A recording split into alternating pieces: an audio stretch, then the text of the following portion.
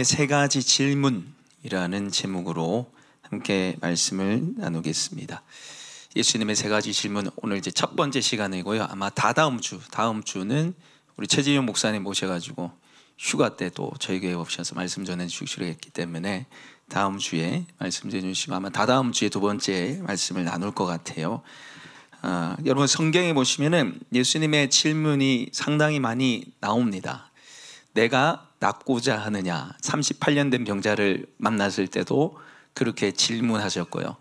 풍랑이 있는 바다에서 물이 잠기는데 그 예수님 고물을 베개 삼아 주무시고 계시잖아요.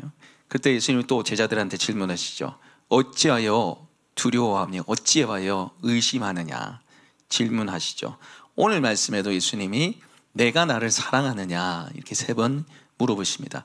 예수님의 질문은 의도를 있는 질문이죠. 그 질문은 우리의 마음을 드러내시고 우리의 마음을 변화시키는 질문입니다.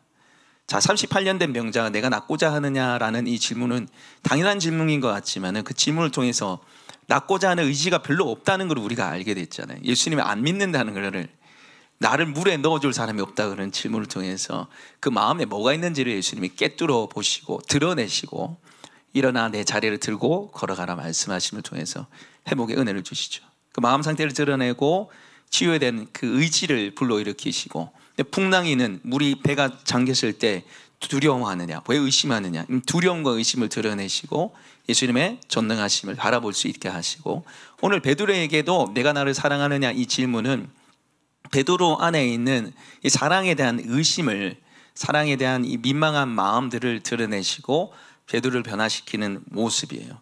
한 학자가 예수님의 질문에 대해서 논문을 쓰고 책을 썼는데 예수님의 질문이 135개다 이렇게 하는 학자도 있고 복음서에 나타나 심지어 305개다 라는 사람도 있어요.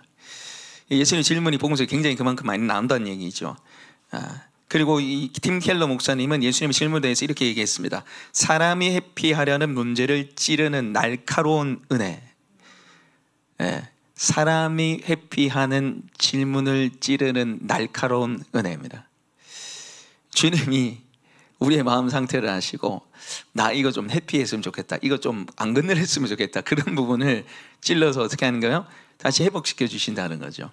오늘 이 베드로도 마찬가지입니다. 네가 나를 사랑하느냐 이 질문은 베드로에게 상당히 괴로운, 베드로를 힘들게 만드는 질문이었습니다. 그러나 그 질문을 통해서 베드로를 회복시켜 나가시죠. 오늘 이 말씀을 통해서 우리에게 있는 죄와 아픔을 드러내시고 회복시키시는 그 예수님의 은혜를 경험하시는 우리 모두가 되시기를 축복합니다. 예수님의 질문은 첫 번째로 나의 죄를 직면하게 하시고 용서하시는 질문입니다. 오늘 지금 여기 주보 안에 있는 대지에 조금 더 살이 붙었어요. 나의 죄를 직면하는 질문입니다 이렇게 되어 있는데 좀 더 살리를 붙여서 나의 죄를 직면하게 하시고 용서하시는 질문이에요. 나의 죄를 직면하게 하시고 용서하시는 질문입니다. 우리 요한복음 21장 15절 말씀 같이 한번 읽어보겠습니다. 시작. 그들이 조반 먹은 후에 예수께서 시몬 베드로에게 이르시되 요한의 아들 시몬아 내가 이 사람들보다 나를 더 사랑하느냐 하시니 이르되 주님 그러나이다. 내가 주님을 사랑하는 줄 주님께서 아시나이다. 이르시되 내 어린 양을 먹이라 하시고. 아멘. 여러분, 예수님이 베드로에게는 풀지 못한 숙제가 있었습니다. 시험이 있었습니다. 바로 그것은 3번 부인한 그 문제에 대해서 예수님께 잘못했습니다, 용서를 구하지 못했고 용서를 받지 못했어요. 우리가 말씀을 계속해서 살펴봤지만 이거 지금 3번째 나타나시는데 첫 번째, 두 번째 이미 나타나셨을 때도 그에 대해서 말을 못했어요. 너무 죄송하고 미안하니까 말을 못했어요. 부활하신 주님을 만났지만은 감사하고 좋았지만 마음 한구석에 내가 잘못했다 해야 되는데 어디서 어떻게 말을 해야 될지 모르는 게 아마 베드로의 마음이었을 거예요. 그래서 예수님이 그걸 꿰뚫어 아시고 말을 할 수 있도록 세팅해 나가시죠. 그 세팅이 바로 오늘 본문의 시작인 그들이 조반 먹은 후에입니다. 식사가 바로 이 죄를 직면하게 하는 세팅이었잖아요. 숯불 위에 생선과 떡을 구우셨는데 그 숯불은 베드로가 예수님을 3번 부인하면서 쬐던 그 숯불이고요. 그 다음에 생선은 내가 사람 낚는 어부가 되게 하리라. 예수님이 베드로 처음 만났을 때 하신 말씀이잖아요. 근데 사람 낚는 어부가 아니라 오늘 어떻게 했습니까? 다 버리고 물고기 낚는 세상 사람으로 돌아간 그 모습을 드러내고요.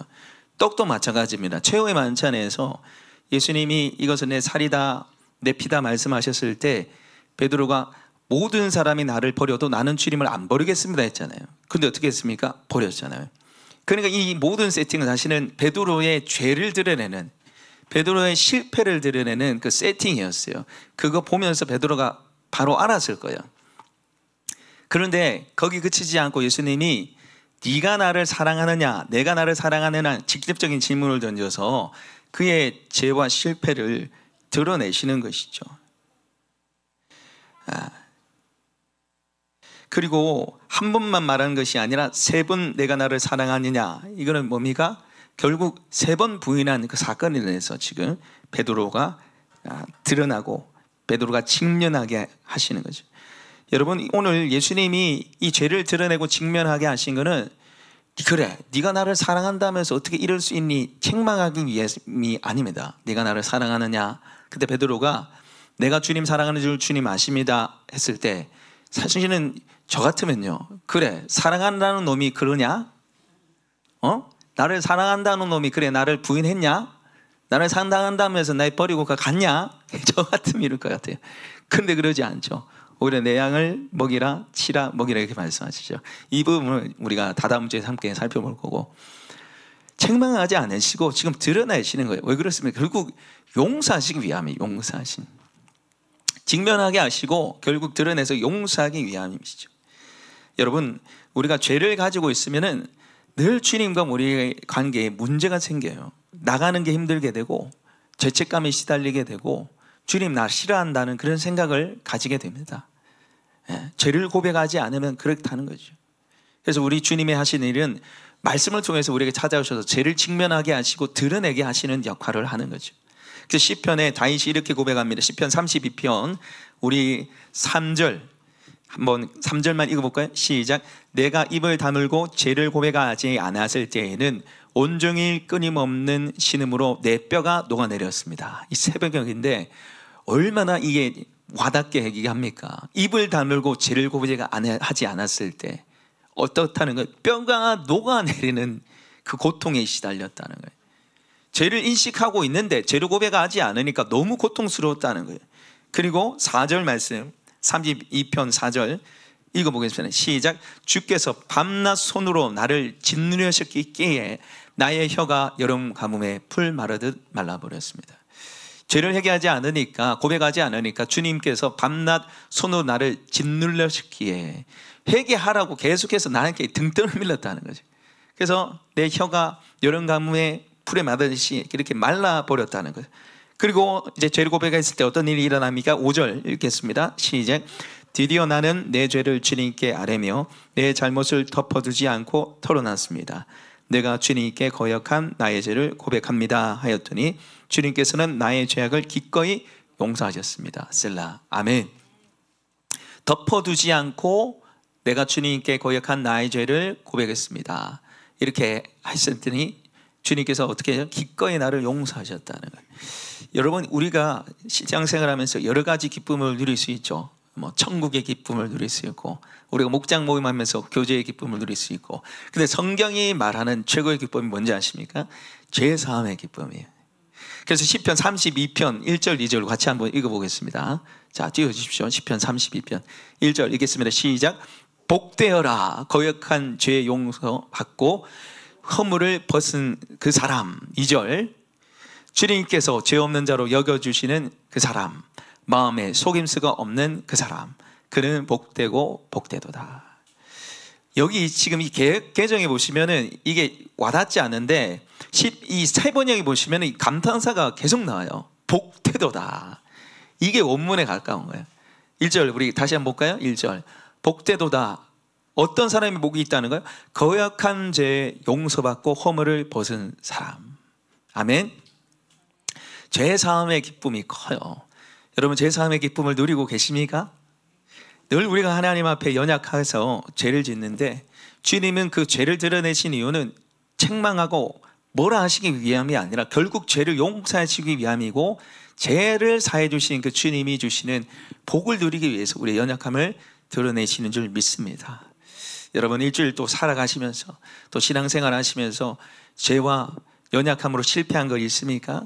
그 주님이 마음에 찔림을 주실 때 그냥 거리낌 없이 주님께 고백할 수 있는 저 여러분 되시길 소망합니다. 덮어둬서 오늘 시편 기자가 말하는 뼈가 마르는 그 신음과 고통에 시달린 저와 여러분이 아니라 드러내고 고백할 때 용서해 주시는 그 주님의 은혜를 받아 누리시는 저 여러분 되시길 소망합니다. 두 번째, 예수님의 질문은요, 연약함을 인정하고 다시 시작하게 하시는 질문입니다. 우리의 연약함을 고백하고 나의 연약함을 인정하고 다시 시작하게 하시는 질문이에요. 오늘 15절 말씀 우리 다시 보시면요, 앞에 부분에 그들이 조반을 먹은 후에 예수께서 시몬 베드로에게 이르시되 요한의 아들 시몬아, 내가 이 사람들보다 나를 더 사랑하느냐 하시니, 여러분, 이게 지금 성경에 보시면 예수께서 시몬 베드로에게 돼 있죠. 예수님은 시몬 이름을 바꿔줬잖아요. 베드로로. 베드로의 뜻이 뭡니까? 반석이는 반석, 흔들리지 않은 반석. 주는 그리스도시요 살아계신 하나님의 아들이십니다. 그 고백한 믿음의 반석을 가진 사람이 베드로인데, 오늘 이 베드로는 베드로가 아니잖아요. 왜 예수님이 베드로야가 아니라 오늘 말씀해 보시면 질문하실 때 요한의 아들 시몬아 이렇게 말씀하시잖아요. 베드로야가 아니고 요한의 아들 시몬아. 왜 이렇게 질문하십니까? 그는 더 이상 베드로가 아니었기 때문이에요. 지금 상태가 베드로가 아닌 거예요. 예수님을 3번 부인하고 사명을 버렸기 때문에 베드로가 아닌 거예요. 주님 만나기 전 시몬으로 돌아가 있기 때문입니다. 그리고 그뿐만 아니라 지금 말씀 보시면 그냥 시몬아가 아니고 누구의 아들 시몬아? 요한의 아들 시몬아 이렇게 얘기하십니다. 여러분, 이 요한의 아들 시몬아 이렇게 하신 이유는 요한이라는 뜻은요, 하나님의 은혜라는 뜻이에요. 요의 은혜라는 뜻이에요. 그러니까 베드로의 아버지 이름이 요한이었겠죠. 근데 그 요한이라는 뜻은 여호와의 은혜, 하나님의 은혜고, 시몬의 뜻은 뭐냐면 듣다라는 것입니다. 하나님의 은혜를 들은 자라는 뜻이에요. 요한의 아들 시몬아 뜻은 하나님의 은혜를 듣고 경험한 사람이라는 거예요. 지금 예수님이 내가 나를 사랑하느냐 이 질문할 때 요한의 아들 시몬아, 요한의 아들 시몬아, 여러분 3번이나 그렇게 질문하시는 거죠. 16절 보셔도 빨간 글자 요한의 아들 시몬아, 17절 보셔도 요한의 아들 시몬아 이렇게 얘기하시죠. 이것은 무슨 말이냐면, 네가 나를 버려서 너는 더 이상 베드로가 아니지만 다시 나의 사랑과 나의 은혜를 경험한 요한의 아들 시몬아, 다시 시작하자는 거예요. 다시 나의 사랑 안에 거하라는 거죠. 그 질문을 하시는 겁니다. 그리고 오늘 15절에 보시면은 이 내가 나를 사랑하느냐 이 뒤에 그 앞에 보시면 또 꾸미는 말이 있어요. 요한의 아들 시몬아, 내가 이 사람들보다 나를 더 사랑하느냐. 이 질문은 여러분 한 번만 등장합니다. 내 이 사람들보다 나를 더 사랑하느냐, 그렇게 한 번만 얘기하시고 16절 보십시오. 요한의 아들 시몬아, 내가 나를 사랑하는. 17절 요한의 아들 시몬아, 내가 나를 사랑하느냐. 근데 처음 질문에 뭐라고 얘기하십니까? 요한의 아들 시몬아, 내가 이 사람들보다 나를 더 사랑하느냐 이렇게 질문하십니다. 굉장히 의도가 깔린 질문입니다. 이게 무슨 말이냐면은 나머지 지금 7명의 제자들이 있잖아요. 7명의 제자들이 모여 있는데 나머지 6명보다 나를 더 사랑하느냐라는 질문이에요. 네가 이 7명 중에 나를 가장 사랑하는 사람 맞니라는 뜻이에요. 7명 중에 너가 1등으로 나를 사랑하는 것 맞니라는 질문이에요. 왜 이렇게 질문하실까? 그것은 마태복음 26장 33절 우리 한번 보겠습니다. 마태복음 26장 33절 우리 같이 읽겠습니다. 시작. 베드로가 대답하여 이르되 모두 주를 버릴지라도 나는 결코 버리지 않겠나이다. 아멘. 이 말을 했기 때문입니다. 예수님이 성만찬을 제정하시면서 너희가 나를 버릴 것이다 말씀하셨을 때 베드로가 이렇게 얘기했죠. 모두 나를 버려도 나는 주님을 버리지 않겠습니다 라고 호언장담을 합니다. 여러분, 이 말에는 여러 가지 의미가 담겨져 있어요. 모두 나를 버릴지라도, 이 말은 다른 사람과 비교하면서 자기의 사랑을 증명하고 드러내는 거예요. 자, 예수님 보십시오. 이 11명의 제자들 중에 내가 주님을 가장 사랑합니다, 이 얘기예요. 내가 주님 제일 사랑하는 제자이기 때문에 다 갖다 버려도 저는 안 버릴 겁니다, 이 얘기를 비교하면서 자기 사랑을 드러내는 거예요. 모든 사람이 나를 버려도. 그리고 그 뒤에 보시면 나는 주님을 버리지 않겠습니다. 누가요? 나는. 주체가 나예요. 주체가 나예요. 나는 결코 주님을 버리지 않는 나 중심의 사랑을 지금 얘기하고 있습니다. 그래서 예수님이 내가 나를 사랑하느냐 그 질문 앞에 뭐요? 내가 이 사람들보다 나를 사랑하느냐 말씀하세요. 자, 이 사람들보다 베드로가 주님 더 사랑하는 거 맞습니까? 지금 상태로 봤을 때 결과론적으로 맞아요, 아니에요? 아니에요. 그래도 나머지 제자들은 예수님 부인 안 했잖아요. 예수님 저주 안 했잖아요. 근데 이 베드로는 이게 보면 전혀 더 사랑하지 않는 모습으로 부인한 모습으로 나와 있어요. 그래서 그거를 예수님 지금 떠올리게 하시는 거예요. 그래서 베드로의 대답이 내가 나를 사랑하느냐 이 질문에 베드로가 뭐라고 대답하면 됩니까? 사실은 네, 사랑합니다 주님. 그렇게 대답하면 되는데 베드로가 뭐라 얘기합니까? 15절 보십시오. 요한의 아들 시몬아, 내가 이 사람들보다 나를 더 사랑하느냐 하시니 이르되, 같이 한번 읽어볼까요? 시작. 주님 그러하나이다. 내가 주님을 사랑하는 줄 주님께서 아시나이다. 아멘. 저 보십시오. 네, 주님, 제가 주님 사랑합니다, 이렇게 얘기하지 않고 내가 주님을 사랑하는 줄 주님께서 아십니다, 이렇게 얘기해요. 자신이 없는 거예요. 이게 이 주님을 사랑하는 마음이 바뀐 거예요. 누구의 중심에서? 나 중심에서 주님 중심으로 바뀌었어요. 주님이 아십니다 라고 얘기를 하는 거예요. 내가 버리지 않겠습니다, 내가 주님 사랑하기 때문에 내가 버리지 않겠습니다 에서 주님이 아십니다로 바뀌어요. 주님 중심의 사랑으로 바뀌어요. 그리고 다른 사람 얘기를 꺼내지 않잖아요. 모두 나를 버려도 나는 안 버리겠습니다, 이렇게 답하지 않고 내가 주님을 사랑하는 줄 주님께서 아십니다, 이렇게 얘기합니다. 비교하지 않고 주님과의 1대1 관계에서 사랑을 얘기를 하고 있습니다. 그리고 자신의 한계를 인정하는 거죠. 자신의 한계를 인정하는 거죠. 내가 주님 사랑하는 줄 주님이 아십니다 라고 자신의 한계, 주님 중심의 사랑을 이야기를 하는 겁니다. 여러분, 우리가 주님을 사랑할 수 있는 이유는 내 노력과 의지와 결단이 아닌 먼저 주님이 우리를 사랑하신 그 사랑으로 주님을 사랑할 줄 믿습니다. 내가 주님의 사랑을 경험해봐야, 내가 주님의 사랑이 있어야지 내가 주님 사랑할 수 있다는 거죠. 그래서 요한일서 4장 10절에 이렇게 이야기하고 있습니다. 요한일서 4장 10절 우리가 같이 한번 읽어보겠습니다. 사랑은 여기 있으니 우리가 하나님을 사랑하는 것이 아니요 하나님이 우리를 사랑하사 우리 죄를 속하기 위하여 화목 제물로 그 아들을 보내셨습니다. 아멘. 사랑이 여기 있는데 우리가 하나님을 사랑한 게 아니고 누가 우리를 사랑했어요? 하나님이 우리를 사랑했어요. 내가 하나님을 사랑한 게 아니라 하나님이 먼저 우리를 사랑하셔서 하나밖에 없는 아들을 화목 제물로 이 땅에 보내셨다는 거예요.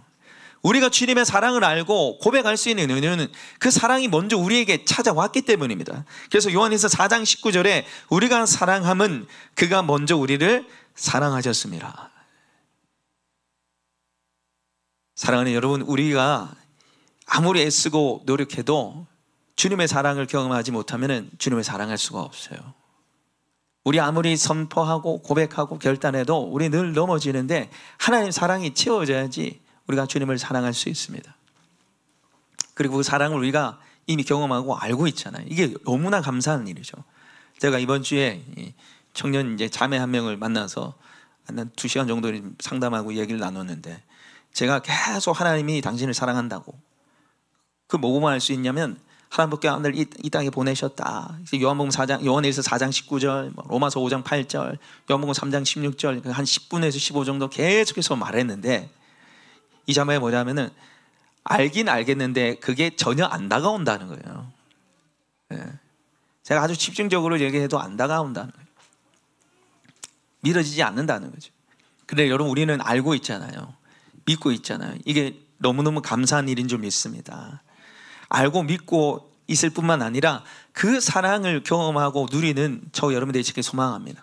주님 앞에 나가서 기도와 말씀과 찬양으로 그 사랑이 채워져야지 우리가 주님을 사랑할 수가 있어요. 우리의 연약함을 인정하시고 주님의 사랑으로 채우시는 저 여러분들이 지금 소망합니다.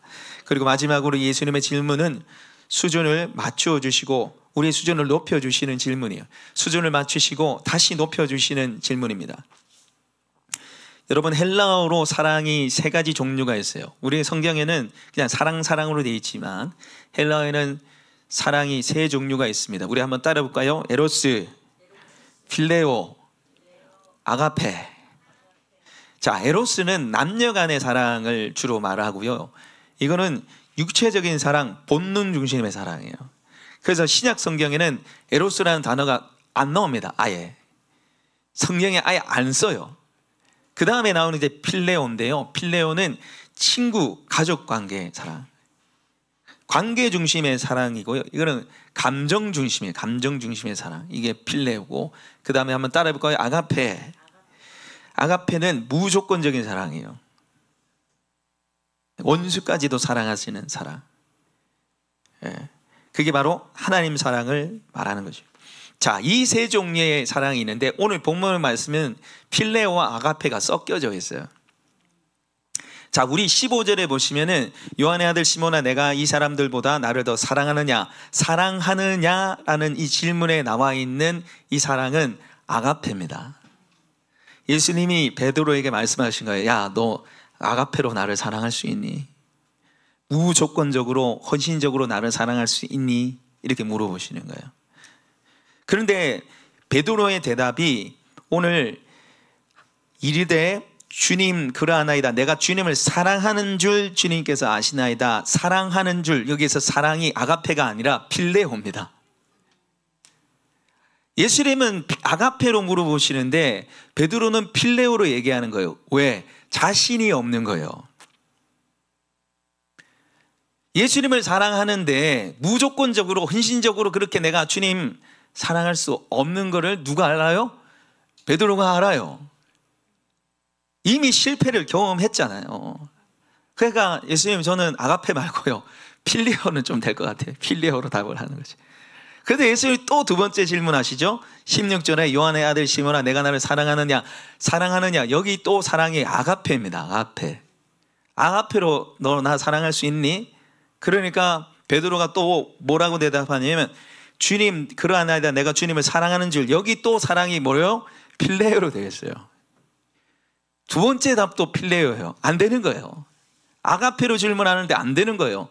그래서 주님 어떻게 하시냐면 세 번째 17절에 요한의 아들 시몬아, 내가 나를 사랑하느냐. 이 사랑이 필레오로 바뀌어요. 예수님의 앞에 두 번째 두 가지 질문에는 아가페로 나를 사랑할 수 있니? 아가페로 나를 사랑할 수 있니? 근데 마지막 세 번째 이 네가 나를 사랑하느냐라는 질문에는 필레오로 바뀌어져 있어요. 이게 뭡니까? 눈높이를 맞춰주시는 거예요. 필레오라고 대답할 수밖에 없는 이 연약한 베드로를 예수님 맞춰주시는 거예요. 그래서 세 번째, 예, 주님, 내가 주님을 사랑하는 줄 주님께서 아십니다. 이 사랑이 필레오로 끝이 납니다. 두 번 아가페로 물어보시고 세 번째 필레오로 물어보시고 결국 필레오로 답을 끝을 내세요. 이것이 무엇입니까?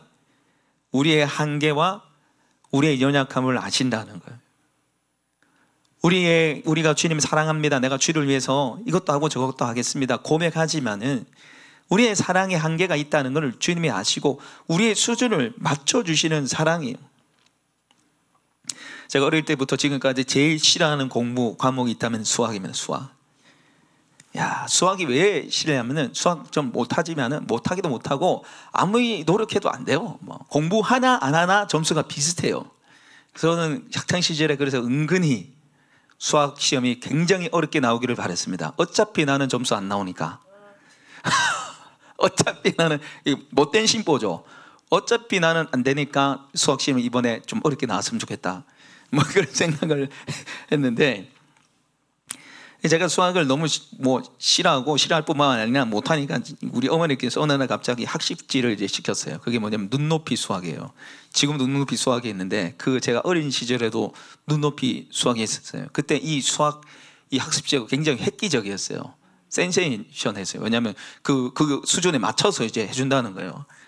그래서 지금 일주일에 한 번씩 이제 방문 선생님 오셔서 했는데 그 일주일치 숙제를 내줘요.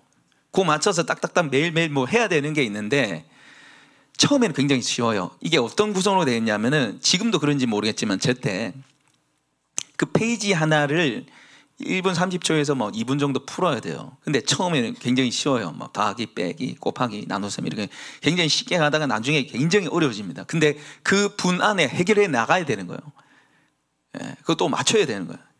제가 처음에는 괜찮은데 갈수록 제 눈높이를 벗어납니다.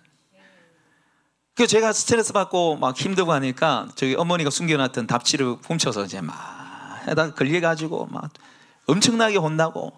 그래서 저한테는 이 눈높이 수학이 아니라 갈굼의 수학, 핍박의 수학이었는데, 여러분 그러나 우리 주님은 눈높이를 맞춰주세요. 아멘. 세상은 우리 눈높이 안 맞춰줘요. 너 그거밖에 못하니 왜 안 되니? 여러분 주님이 네가 나를 사랑하느냐 라고 물어보실 때 베드로가 내 사랑합니다 이렇게 답을 하잖아요. 여러분 저 같으면은 그래 사랑한다는 놈이 그랬냐? 네 사랑한다면서 나를 이렇게 배신을 할 수 있니?